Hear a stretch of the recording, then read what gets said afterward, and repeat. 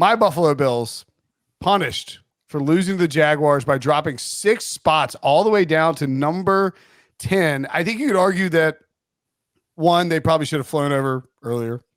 2, the loss of the Jaguars is bad, but you know what's worse? What you mentioned in the Power Rankings article, the injuries to the defense. Matt Milano done for the year. That is a big concern, Pete. Well, it's not just that. Think about this in that game, and this is why I dropped them down a little bit. Yeah, they couldn't be ahead of the Jaguars after they lost to them. They just couldn't be. But here's why. Milano's gone. Tre'Davious White's gone. They're gone for the year. Benford didn't play. Taron Johnson got banged up. Daquan Jones went out of that game. Russo didn't play. Von Miller looked like a shell of himself. And I know it's his first game, but all offseason, all we heard, watch out for that defense when they get Von Miller back. Well, now he's back, but everybody else is going away. Yeah. So I'm really concerned about their defense and the depth. And they're going to be tested. I mean, that's going to be a big test for them now, seeing how they respond to not having those guys on the field. And everybody says, oh, you go get somebody. I think they should be active in the trade market. I think they should try and find some targets to maybe, the linebacker. Look, Milano's a great player. You're not replacing him by going and get anybody on the trade market, I don't think. They drafted a bunch of young linebackers. They draft, those guys will start playing. They'll get better. Bernard, nobody thought Bernard was even going to win the job this summer. And he was hurt all summer. He ended up starting the opener. He's played really well for him. They got to hope one of those other guys, steps in and does it. The kid from Tulane with Williams and then, or Dotson, one of those guys can step in and do it. But you look at the rest of that team, where's the corner? Here's the problem with the corner. You drafted Elam to be a guy. If Benford comes back and Elam can start playing the way you thought he would play, and Johnson's okay, then they'll be okay. But I'm concerned about that defense. The problem, Pete, is that Elam started because he had to last week, and then they took him out down the stretch, and Sean McDermott was like, well, we wanted to get someone else in there, and then someone else was the guy they called up from the practice squad.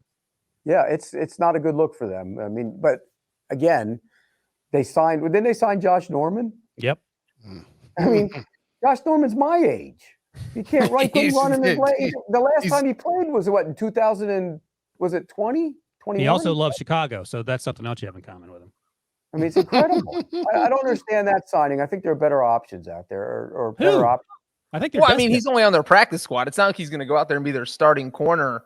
When you bring a veteran in like that, you usually look to see what kind of shape he's in, and if he's in good shape, then he's going to get elevated. Well, he gets to play against he's the Giants. 35. So he can probably keep up with them. I mean, this week is an ambush.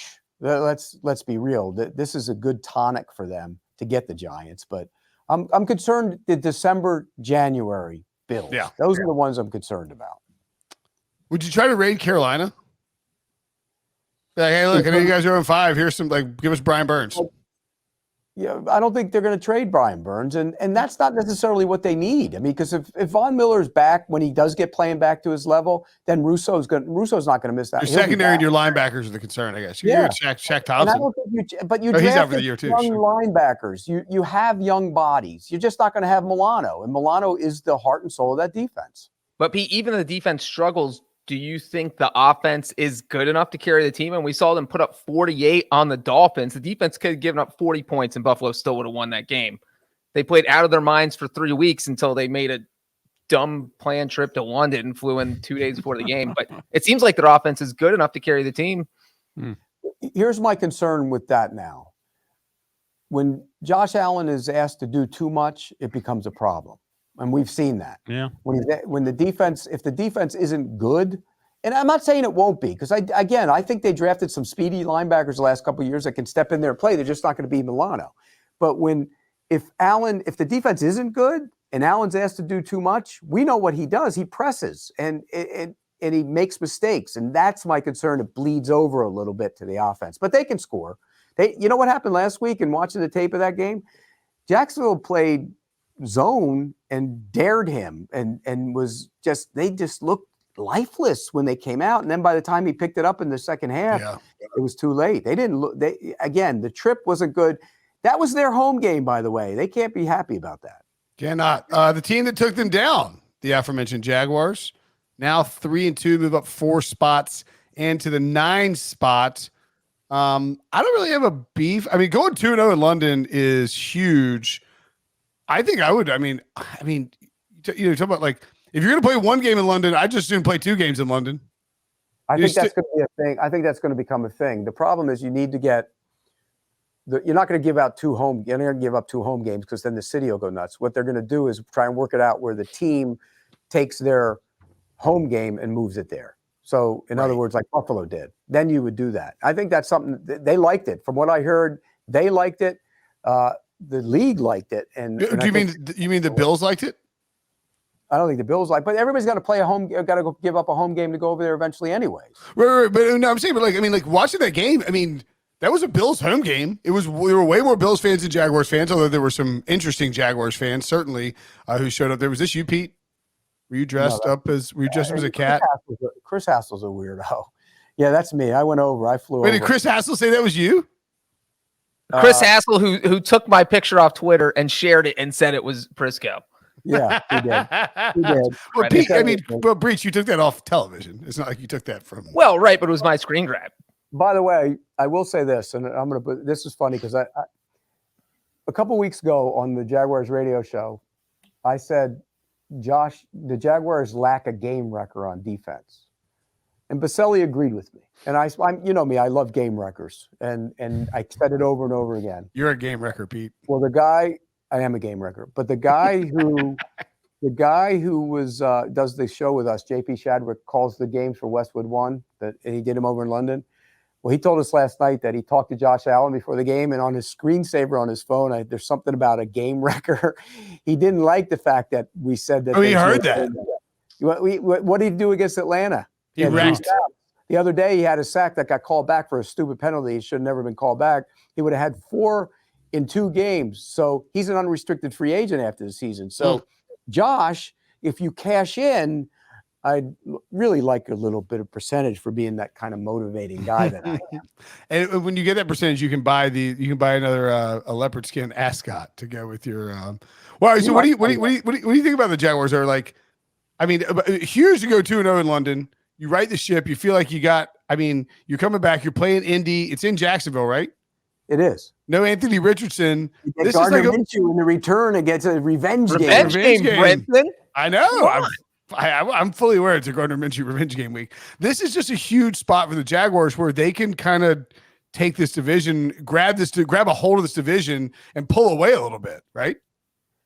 You know, when you look back at their schedule, and I think we'll do this in December at some point and go, what the heck happened against the Texans? It's just the weirdest game. Yeah. They got dominated at home by the Texans, and it makes no sense to me, but they regrouped. And remember that happened to them? They regrouped last year after Denver.